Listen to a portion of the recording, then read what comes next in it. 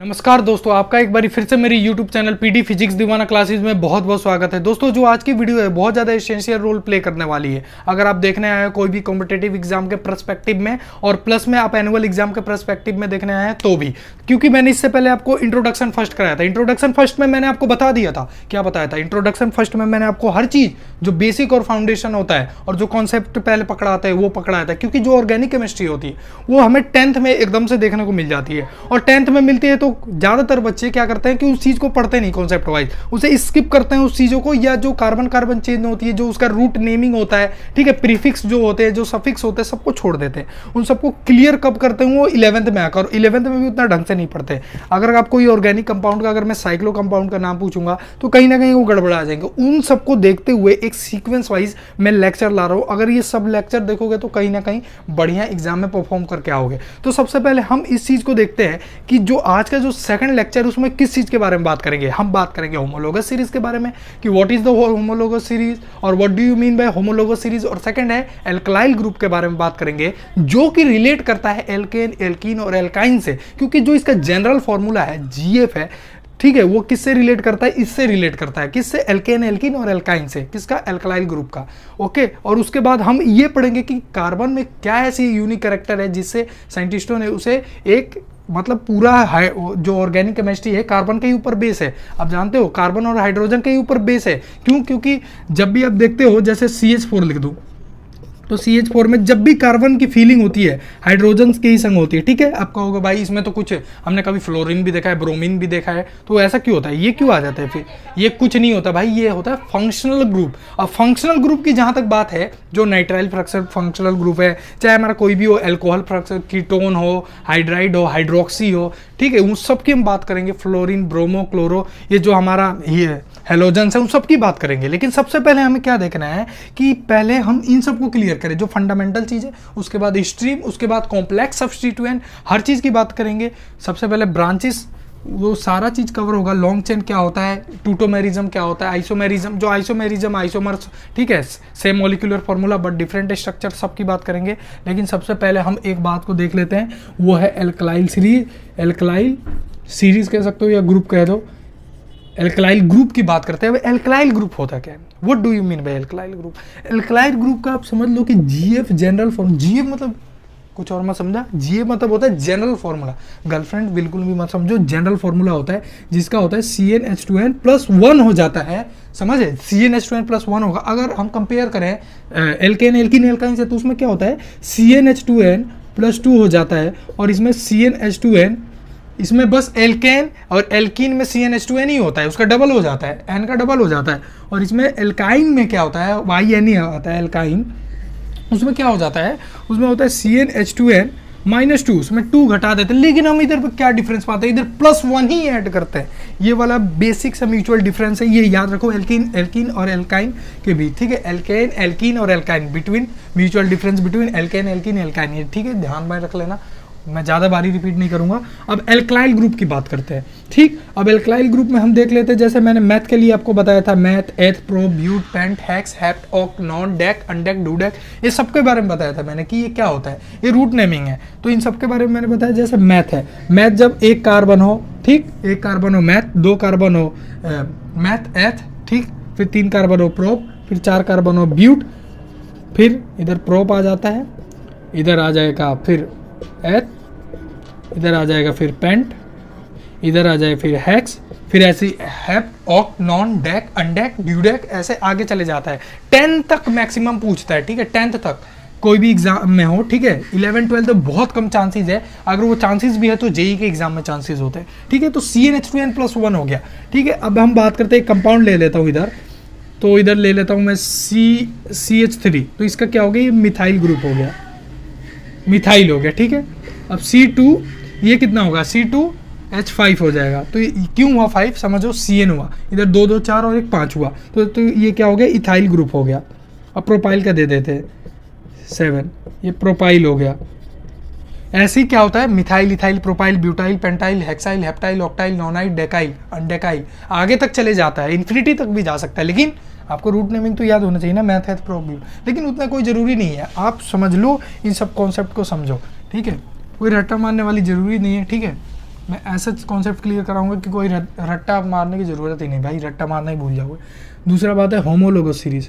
Homologous series, homologous series क्या है, ठीक है, इधर लिख देता हूँ। It is a series, it is a series in विच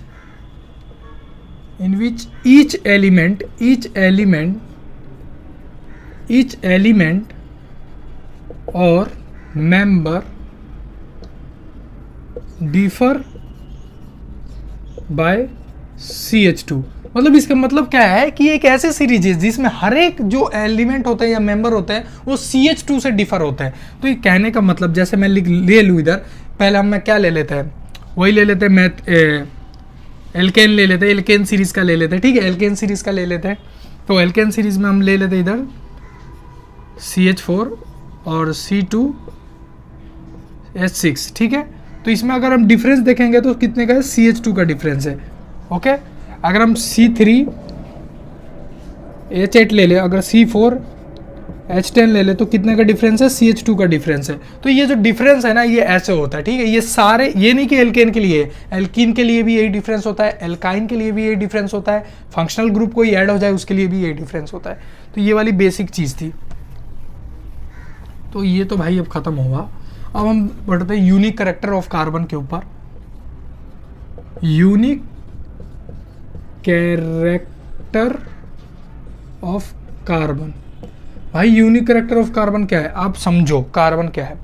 जो कार्बन डाइऑक्साइड होता है ना, मैं अभी एक एग्जांपल ले रहा हूँ, टॉपिक से भड़क नहीं रहा, आपको टॉपिक पे ही ला रहा हूँ, लेकिन इंटरेस्ट देकर एक फैक्ट देके कि जो कार्बन डाइऑक्साइड होता है ना, देखो कि 0.03% हमारे एनवायरनमेंट और एटमॉस्फेयर में प्रेजेंट है।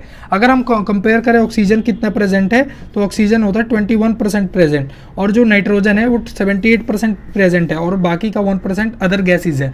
तो अब अगर आप इन सब में डिफरेंस देखोगे तो ये इतना कम होने के बावजूद भी कार्बन डाइऑक्साइड, अगर जब ग्लोबल वार्मिंग क्यों होती है कि ये इसमें क्या हो जाता है, ये थोड़ा बढ़ जाता है, थोड़ा सा ही बढ़ता है भाई, थोड़ा सा ही बढ़ने पे ग्लोबल वार्मिंग हो जाती है। अगर कंपेयर करोगे भाई ये तो इतना है, फिर भी कोई इम्पैक्ट नहीं पड़ता, लेकिन ये तो इतना कम होते हुए भी थोड़ा सा बढ़ने पे ग्लोबल वार्मिंग हो जाती है। मतलब समझ सकते हो ये कितना खतरनाक भी हो सकता है, ठीक है। तो आप समझ सकते हो कार्बन की इंपॉर्टेंस। और मैंने ग्रेफाइट की भी बात की थी, बंकमिस्टर फुलेरिन की भी बात की थी, जो कि F60 होता है, उन सबके ऊपर मैंने डिस्कस किया था अपने पिछले वीडियो में। पहले हम देख लेते हैं unique character of carbon. Carbon के ऐसे क्या यूनिक कैरेक्टर है भाई, सबसे पहले है इसमें टेट्रा कोवैलेंसी। टेट्रा कोवैलेंसी, पहले ये क्या पाया जाता है, इसमें टेट्रा कोवैलेंसी पाया जाता है, लिख लो फर्स्ट है। क्यों? क्योंकि अगर कार्बन का एटॉमिक नंबर देखोगे, कार्बन का एटॉमिक नंबर 6 आता है। एटॉमिक नंबर को किससे रिप्रेजेंट करते हैं, Z से, Z=6 आता है, ठीक। तो जो Z=6 है, तो आप देखोगे तो इसमें अगर मैं इसका इलेक्ट्रॉनिक कॉन्फ़िगरेशन कर दूं तो 1s2 2s2 और 2p2 आ गया। अब इसके लास्ट बैलेंस सेल देखोगे तो ये क्या हो गया, 4 इलेक्ट्रॉन है। तो समझोगे, तो इसका 4 इलेक्ट्रॉन है, और 4 इलेक्ट्रॉन होने का मतलब, अगर समझो, अगर कार्बन चाहे, कार्बन क्या किसी को डोनेट कर सकता है 4 इलेक्ट्रॉन? नहीं भाई। क्या कार्बन किसी से ले सकता है 4 इलेक्ट्रॉन? नहीं भाई। एक्सेप्ट कर सकता है? नहीं भाई। क्या दे सकता है? नहीं भाई। तो ये कैसे पॉसिबल, ये कैसा बॉन्ड बनेगा? ये तो आयनिक बॉन्ड नहीं है।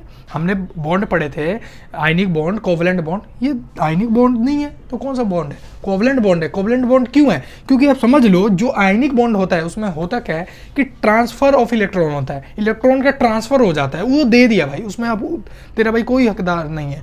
लेकिन जो कोवलेंट बॉन्ड होता है, एक रबड़ है, समझो, जैसे कोई रबड़ है, एग्जाम है या कोई दोस्त के साथ होमवर्क कर रहे हो एक साथ मिलकर, कोई एक रबड़ है, आपने शेयर कर लिया, मोमोज खा रहे हो, मोमोज एक दूसरे में 10-10 रुपए लेकर शेयर करके एक मोमोज ले लिया दोनों ने, तो वो क्या है, ये शेयरिंग है। ये भी ऐसे ही करते हैं। ये क्या करते हैं, शेयरिंग ऑफ इलेक्ट्रॉन, इलेक्ट्रॉन को शेयर करते हैं, एक दूसरे को क्या करते हैं, शेयर करते हैं। ना ही उसे घाटा होता है, ना ही उसे घाटा होता है, दोनों को लगता है भाई हाँ मैं भी फुलफिल हूँ, ये भी फुलफिल है, बस खत्म। जैसे मोमोज है 10-10 रुपये मिलाए दोनों ने, समझो कि 6 मोमोज मिला, तो 3 वो रखा, 3 आप रखे, खा लिए, दोनों के बराबर, दोनों संतुष्ट, सेटिस्फाई हो गए। तो यही होता है इसमें भी, ठीक है, आप समझ गए। तो ये कौन सा बॉन्ड है, कोवलेंट बॉन्ड है, कोवलेंट बॉन्ड, कोवलेंट बॉन्ड है, ठीक। तो कोवलेंट बॉन्ड है, इसका जो यही होता है tetra covalency, okay, covalent bond है, टेट्रा कोवैलेंसी है। तो ये वाली इसकी पहली यूनिक कैरेक्टर है। और दूसरी जो मैं यूनिक कैरेक्टर लिखा देता हूँ, फॉर्मेशन ऑफ मल्टीपल बॉन्ड। और दूसरी क्या है, फॉर्मेशन ऑफ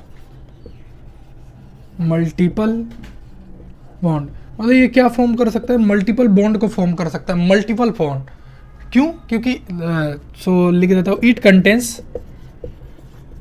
कंटेंस, मैं शॉर्ट फॉर्म में लिख रहा हूँ, कार्बन कार्बन सिंगल बॉन्ड, ठीक है, बी लिख दिया, कार्बन कार्बन डबल बॉन्ड, और कार्बन कार्बन ट्रिपल बॉन्ड। समझे? ये क्या कंटेन कर सकता है, carbon carbon single bond, double bond, triple bond, तभी तो ये मल्टीपल बॉन्ड फॉर्म करता है। ठीक है, तो ये है इसका यूनिक कैरेक्टर। और तीसरे की बात करते हैं दोस्तों, कार्बन ही एक ऐसा है ना, कार्बन ही एक ऐसा एलिमेंट है जो कि जो लॉन्गेस्ट चेन होती है कितने भी बॉन्ड बना सकता है। मतलब कम से कम साइंटिस्टों ने 3-4 लाख बॉन्ड बनाए थे ना शायद से, तो वो भी बन गया था। एक एक्यूरेट तो मुझे मालूम नहीं, लेकिन 4 लाख से ऊपर उन्होंने बॉन्ड बनाए, आराम से बन गया था कार्बन का। सिलिकॉन का क्या होता है भाई, सिलिकॉन का मैं केस बताता हूँ। सिलिकॉन के केस में जो मैक्सिमम वो 7 बॉन्ड के बाद नहीं बना पाता, मैक्सिमम 7 बॉन्ड के बाद वो बना नहीं पाता, ब्रेक हो जाता है। तो ये बात समझ लो क्यों इंपॉर्टेंट है। कार्बन में ऐसी क्या कैरेक्टरिस्टिक है कि वो पूरा ऑर्गेनिक केमिस्ट्री पर राज करता है। ठीक, तो आप समझ गए कार्बन में ऐसी क्या यूनिक कैरेक्टर है, और हाइड्रोजन में। तो सबसे पहले हमने ये देखा। और जो तीसरा है वो कैटिनेशन है। कैटिनेशन क्या है भाई? It is the process in which carbon form linkage with itself। ये एक ऐसा मतलब प्रोसेस है जिसमें कार्बन क्या फॉर्म करता है, लिंकेज फॉर्म करता है वो अपने ही ग्रुप के संग। ठीक है, क्या कार्बन, देखो भाई मैं कह नहीं रहा, कार्बन है ना खुद ही के ग्रुप के संग भी लिंकेज फॉर्म करता है, जानते हो ना। ठीक है, अब इसका फीलिंग कर देता हूँ, ये H हाइड्रोजन हाइड्रोजन और हाइड्रोजन और हाइड्रोजन, समझे? ये कितना हो गया, C3H10 हो गया, सॉरी H8 हो गया, क्योंकि 3 3 6 2 8। ये एल्केन है। अब समझो कि कैसे सिंगल बॉन्ड है, इसीलिए एल्केन है, आप जानते हो, आपको ज़्यादा बताने की जरूरत नहीं। ये क्या हो गया, प्रोपेन हो गया, समझ गए? तो ये है कि सिंगल बॉन्ड फॉर्म करेगा, double bond, triple bond form करेगा, और ये क्या खुद ही के संग, मतलब खुद ही एलिमेंट के संग फॉर्म कर सकता है। इसके में ये खूबियत है।